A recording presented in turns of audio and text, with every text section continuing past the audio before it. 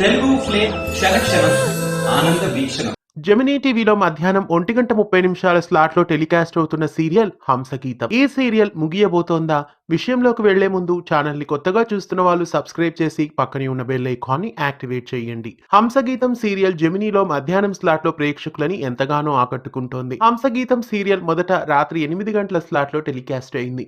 తదుపరి సుందరి సీరియల్ రాకతో ఈ సీరియల్ ను మధ్యాహ్నం 1:30 స్లాట్ కి షిఫ్ట్ చేశారు. మంజులా నాయుడు నిర్మాణ సంస్థ అయిన శ్రీకాంత్ ఎంటర్టైన్మెంట్ బ్యానర్ నుండి ఈ సీరియల్ ప్రేక్షకులని ఇంతకాలం విశేషంగా ఆకట్టుకుంది. ఈ సీరియల్ ప్రస్తుతం ప్రేక్షకులకి వీడ్కోలు పలకనుంది. ఈ శనివారంతో హంసగీతం సీరియల్ కు క్లైమాక్స్ పడనుంది.